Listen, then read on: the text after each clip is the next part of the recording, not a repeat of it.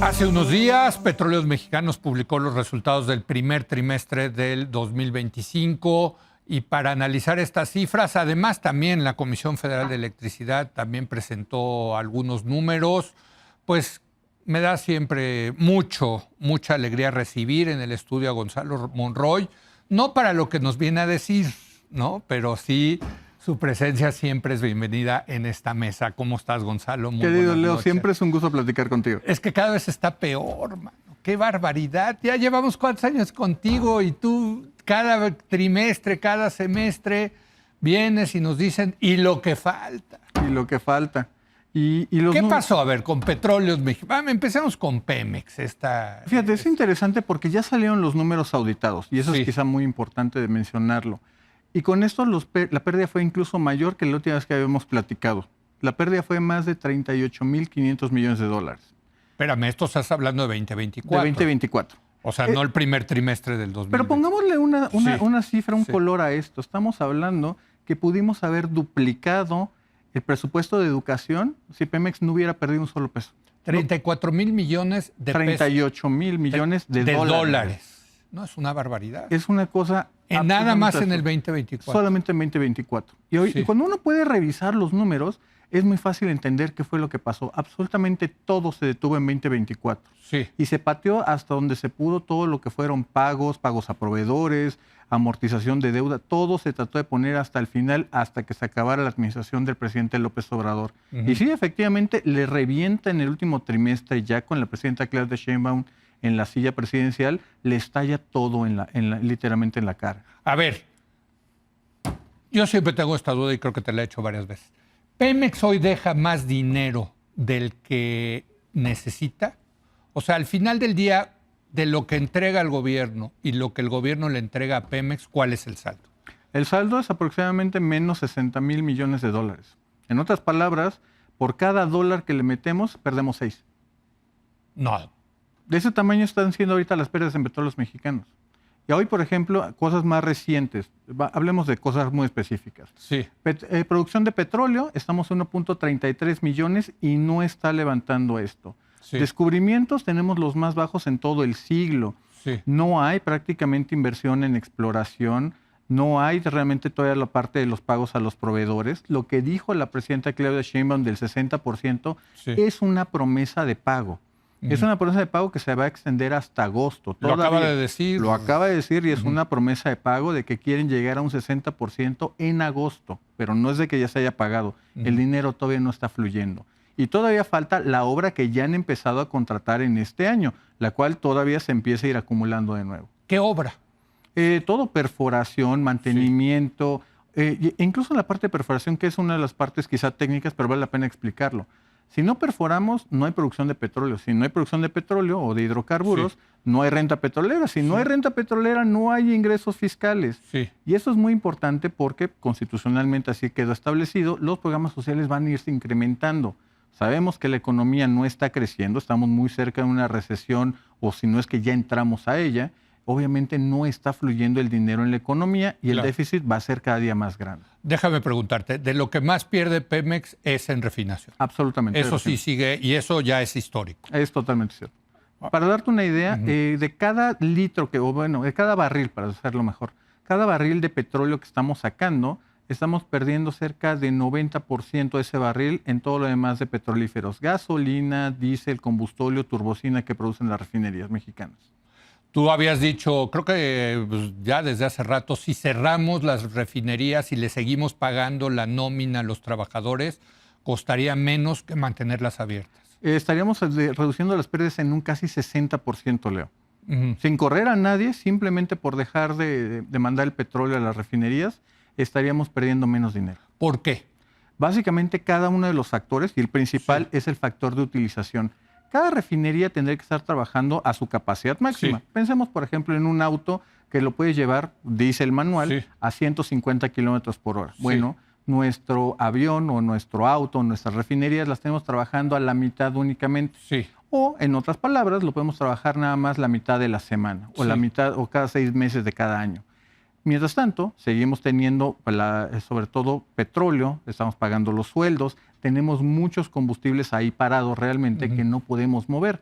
Esa es la explicación de por qué nuestras pérdidas tan grandes en refinación. Ahora, en producción, o sea, sí sigue siendo, digamos, el negocio de la exploración y la explotación de petróleo un gran negocio. Todavía bastante, todavía lo sigue siendo. O sea, ahí sí sale, ahí sí hay utilidades. Todavía. Y hay que mencionar incluso la evolución, creo que eso es muy importante, Leo. De 2017 todavía estábamos hablando que tenemos un costo de producción de poquito menos de $10. En las últimas cifras ya de 2024, ese costo ya se incrementó un 70%. Estamos todavía en cerca de $19. De hecho, no, es casi 90%. Pero lo estamos vendiendo a 60. Lo estamos vendiendo en 60, lo cual sigue siendo rentable. ¿Dónde está el punto más importante de esto? Nuestros campos principales, los que nos dan, 7 campos nos dan el 50% de la producción, tienen esos costos muy, pero muy bajos. Los nuevos campos, los que se produjeron a partir de la llegada de Andrés Manuel López Obrador, son campos que tienen ya costos de producción de $40, $50. Ah, caray. Ya cuando les ponemos impuestos, incluso hasta terminamos perdiendo dinero. Ok.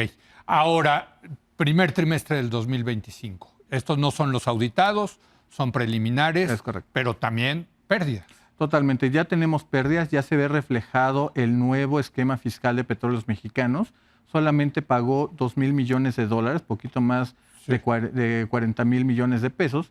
Seguimos todavía con pérdidas, no hay un incremento de la producción, los precios internacionales de petróleo bajaron, el tipo de cambio está prácticamente estable alrededor de 20 pesos, a veces sube un poco, a veces baja un poco.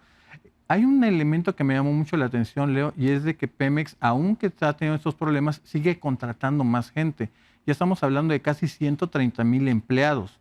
Obviamente no está correspondiendo esta nómina o esta fuerza laboral con los resultados que está teniendo Pemex. Pues si no mal recuerdo, y tú corrígeme, pero cuando producíamos 3.5 millones de barriles de petróleo diarios, creo que la nómina estaba en 90, 100,000 personas. Estábamos en 75,000 trabajadores. Pues, y ahora producimos 1.3 millones de barriles de petróleo diario. Con 50% más de trabajadores.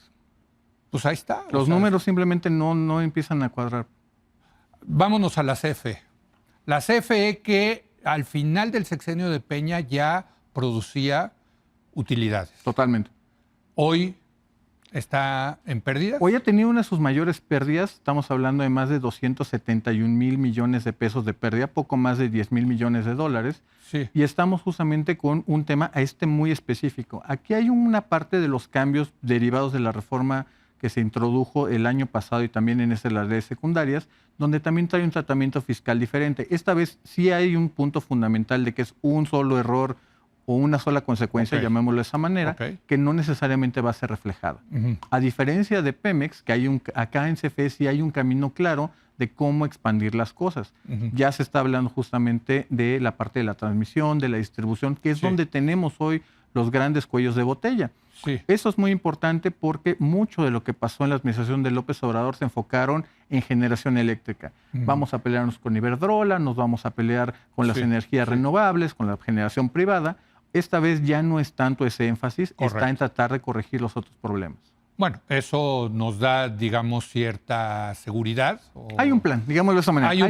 Hay un plan. Ahora, déjame preguntarte, más allá de estos números de Pemex y la Comisión Federal de Electricidad, digamos, la 4T se caracteriza por una ideología estatista, por esta defensa a ultranza de la empresa pública como parte casi de la soberanía, no casi, como parte de la soberanía nacional.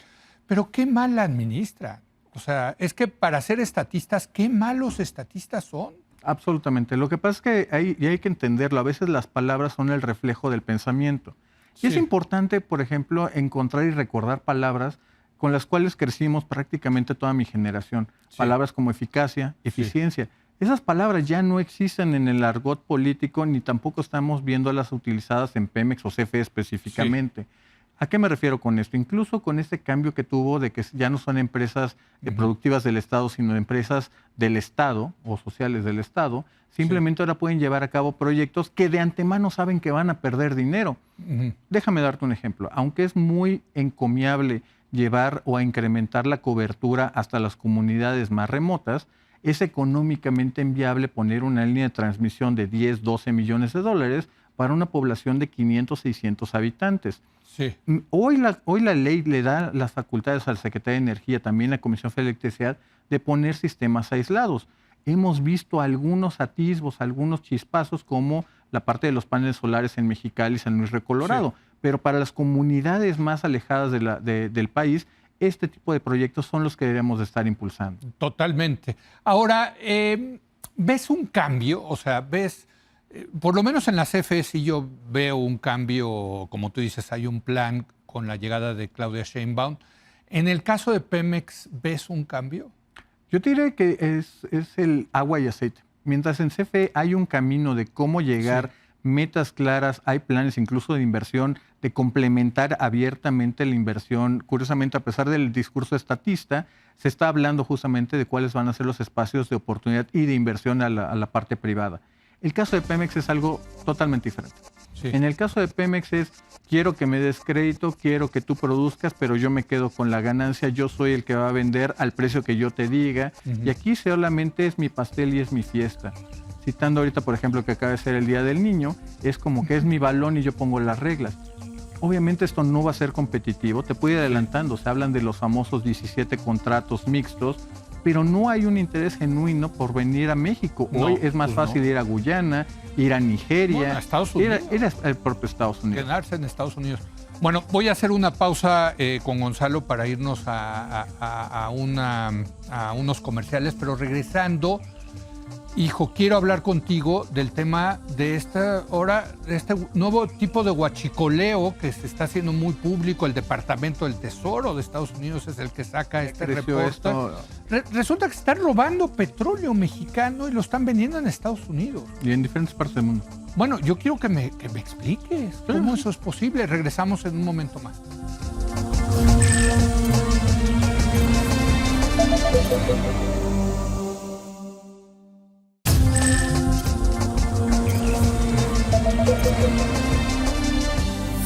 Bueno, estoy platicando con Gonzalo Monroy, especialista en temas energéticos, y resulta, el Universal lo ha traído esta semana, yo lo he escuchado en otros lados, el Departamento del Tesoro en Estados Unidos saca un reporte donde habla de cómo se están robando petróleo en México y lo están llevando a vender a Estados Unidos.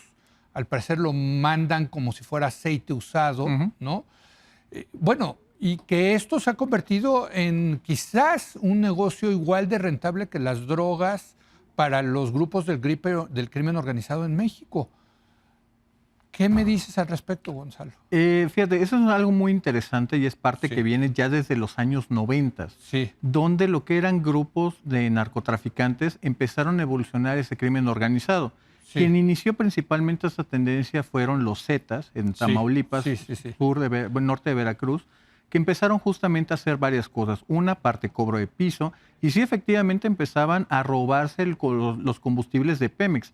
Se robaban a veces petróleo, muchas veces picaban alguna línea de recolección y desde ahí se lo llevaban. Y típicamente iban y lo vendían, por ejemplo, en alguna ladrillera irregular, por llamémoslo de esa manera, que tiene que quemar de lo que tenga.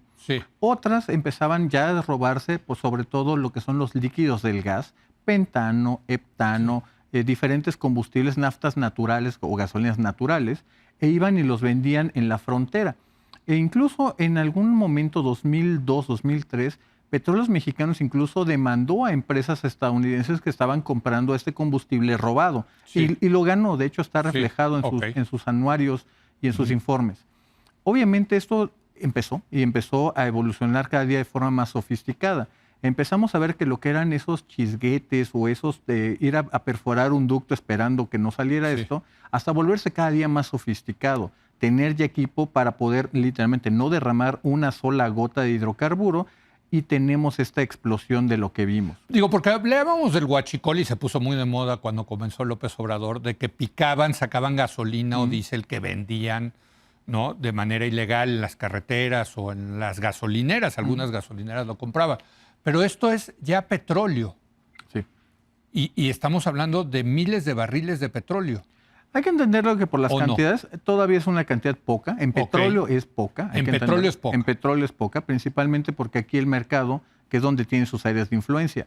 Pero hay que entenderlo que se volvieron tan sofisticados que efectivamente empiezan a mover el producto, llámese petróleo, llámese gasolina o diésel, hacia otras partes. Ahorita donde lo hemos visto es mucho lo que se ha concentrado hacia esta pareja de Utah que tenía unas terminales allí en Texas, que estaban comprando este petróleo y lo metían con otra denominación. Típicamente era aceite usado o era a veces como lubricantes.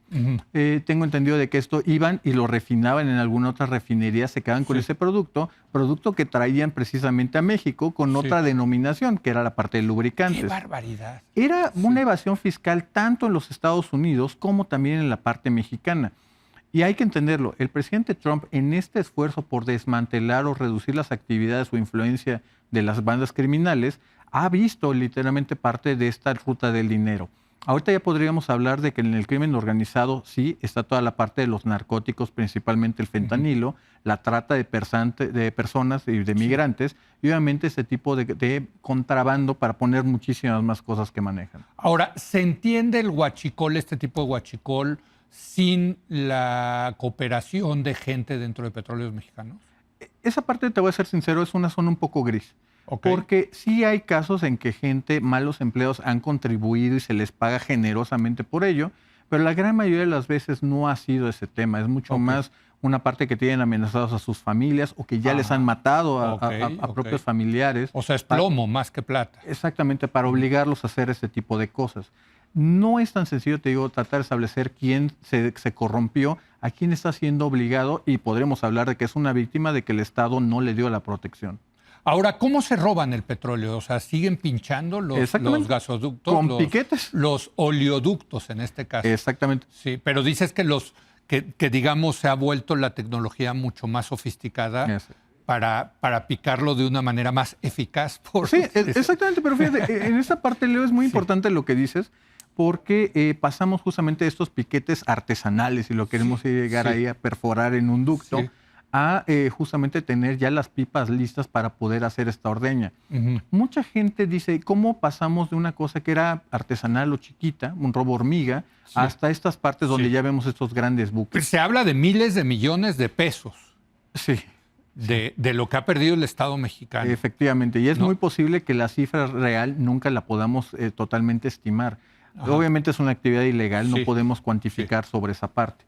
¿Qué cosas sí podemos saber? Sabemos de que ha sido una parte, sobre todo en la parte del robo de infraestructura, que lo vemos incluso aquí en la propia zona conurbada de la Ciudad de México. ¿Y de dónde viene? ¿Cómo se enteraron? Porque mucha gente de nuevo le quiere echar la culpa a Pemex.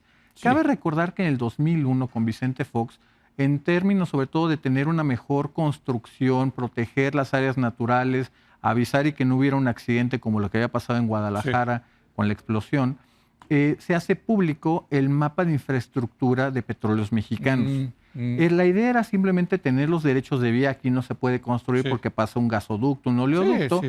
Pero el gran problema es de que eso fue público y todas las autoridades, algunas municipales, estatales, pues se dieron cuenta de por dónde pasaba el ducto de la gasolina. Y sí, efectivamente, a veces era de que iban y sacaban mezcla, que no es realmente es una parte de empaque, a veces sacaban gasolina, a veces turbocina, y a veces era la forma en que lo veíamos. Ahí llegamos hasta el punto, quizás el punto pico de esto, tiene que ver con Andrés Manuel López Obrador y la refinería de Salamanca. Vemos ahí el cártel Jalisco Nueva Generación peleando a muerte con el cártel local de Santa Rosa de Lima, pero que ya estaban llegando prácticamente a las puertas de la refinería. Se habla incluso que ya cargaban dentro de ella misma. El gran problema de todo esto es de que se cierra, se mantiene ahí un operativo sobre todo de la Marina, pero hemos visto que esto no ha logrado controlarse específicamente en esa zona. Lo increíble es que pasa la aduana también. O sea, ahí sí también uno pensaría que a lo mejor también hay colaboración por parte de la aduana, ¿no? Yo te diría de que es imposible hablar de este problema sin la corrupción que hay en las aduanas mexicanas. Mexicanas. Exacto, porque es producto que se exporta a Estados Unidos, ¿no? Es correcto. Una cosa que la gente quizá no sabe es que al menos en términos fiscales Estados Unidos no requieres un permiso para importarlo. Requieres una parte de customs, que es la parte de aduanas y bueno, la parte de aduanas que tiene Estados Unidos, pero lo tienes mucho más sencillo, valga la expresión. Sí, entra rápido, digamos. Exactamente. Ok. Pues vaya tema. Vaya tema, Gonzalo. Vaya temas que hemos platicado contigo. Qué barbaridad. Pero pues a la Madrid, ni modo, ya. O sea, Ya no, vendrá una nueva temporada. ya vendrá una nueva temporada. Por lo menos ya se echaron al Barcelona de la Champions. Entonces, A la Madrid. digo, porque él y yo compartimos, por si usted no sabe, nuestro gran afición por el Real Madrid. Así que nos vamos con Una sonrisa tristes este año, pero bueno. Una sonrisa en el rostro. Así es. Gracias, Gonzalo Monroy. Claro que sí, Leo. Y gracias a usted por habernos acompañado. Muy buenas noches.